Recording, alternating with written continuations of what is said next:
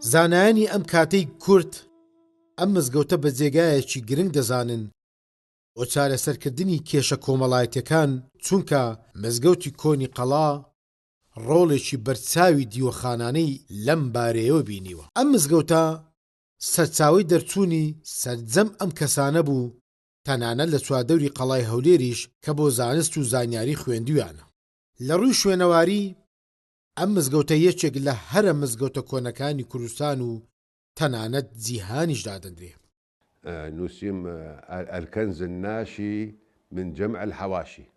يعني أو خزينة يخربوا ولا حاشية كان شتي غريب هي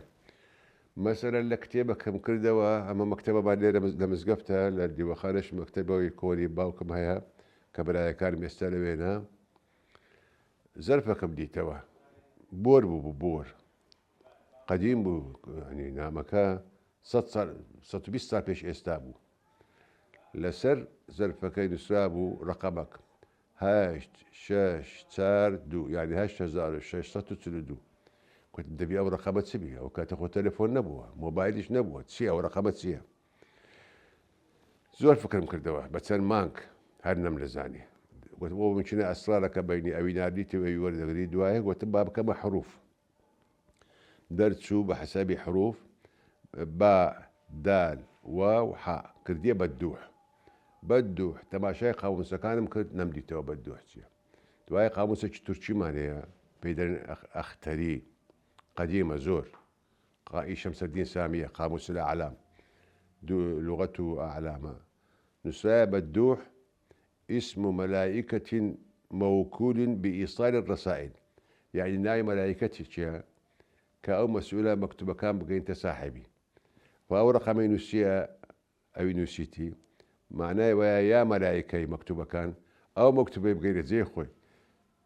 يعني تراثي كرد ملتي كردستان زور شتي عجيب وغريب هي زور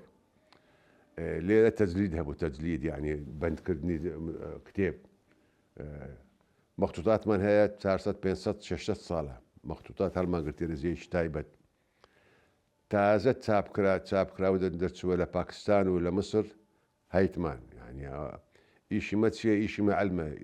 علم بيوشتي متسيا بكتابة اكتبه وكاتب تساب نبوه كتساب يا أبوه نادي كان هناك سكابا أملاك ما زور بو لخدمت مسقط بو حموي هناك يعني كتاب من هادو 6 صار تساب كرايا أو بحكم مطبوعات أو هي هروها بحسي باب كم سكولا قبيش جاي ما عزوي يشتي نسراني كرد بفخري عزوي نقابي حقوقيين بفخري عزوي مؤازري مجمعي علمي عراقي بولا بغداد هروها قازي بو يتراو مزقبتتن باسكيتو أولابي إستاش باش وفاتي بابم كحفدة باي مليرة إمام وخطيب مدرس بوينا هري كتشخو من آموزا إيمايا مرا محمد نديم أمجد مصطفى أو إمام وخطيب وهم مدرس إشاء دكا هجدمين ما ملاي إيما لو مزقفتي ليش مذاهب يعني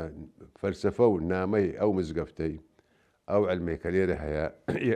أو تنوعي آيني وتنوعي قومي يعني أو شتان نبوة أو الشيعية أو السنية أو مذاهبها أبو مذاهب حنفي وشافعي لا يشكرها برك اختلافات يعني التوقيتات اللي يشكردون اشتواها ببيرم دي نويج ججنان إيوان متأخر ترى حنفي الشافعي وقت اشتكايا ده أنقو أوي حنفية بازار دانشي شافعي كانوا يجي خوتها مكان يعني تقبلها بو تواصلها بو لقر يعني وكل عام مزقبت لسه مسيحية كان مثلا صار له صوته حفدة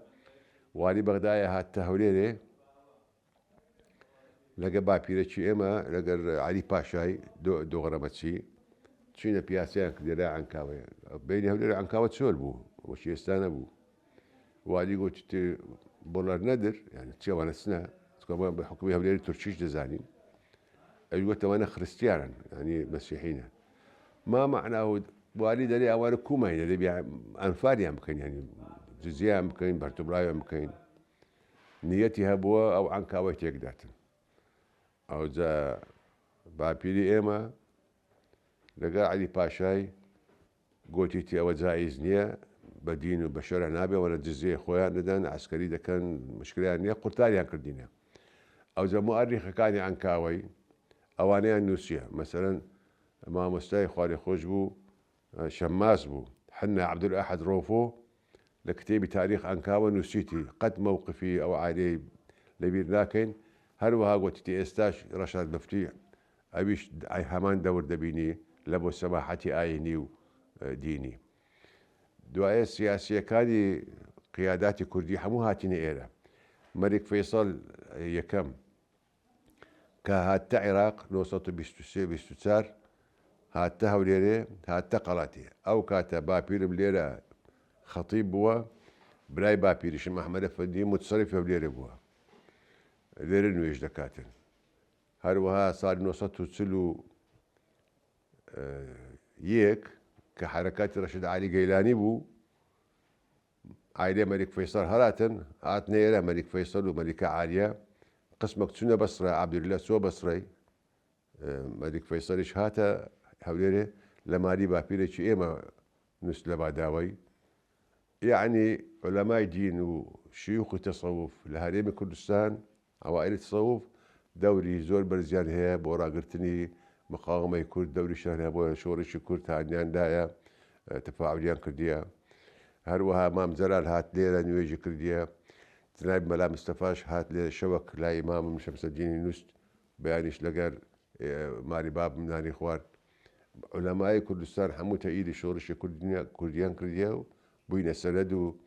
یعنی خزوعیان نەکردیە لە بۆ هیچ زەختەکی سیاسی یان عسکەری یان قووەت یان تهدید مزگەوت دەورێکی مهمی هەبووە ئێستاش وەزارەتی ئەوقاف و کاروباری ئاینی گۆڕا لە کاروباری ئیسلامی بۆ کاروباری ئاینی ئێستا هەرێمی کوردستان ئیحتیوا دەکاتن ئەوانی لەیان قەومایە هەروەکوکو ئیحتیوای کردن کە دەوڵەتی ئەمەوی ڕوخا بەقایای ئومەرای ئەمەوی هاتنە هەرێمی کوردستان هەروەها عەباسیەکان کە ڕوخان هۆلاکۆ هات بەقایای ئومەرای عەباسیەکان هاتنە کوردستان ئێستاش کە سەدام ڕوخا بەقایای نظام هاتنە کوردستان ئەوە گەورەی و سەماحەتی ملەتی کورد دەزانی کە لەگە ئیسلام ئەخلاقەکەی دەگونجێ و پێکەوەیە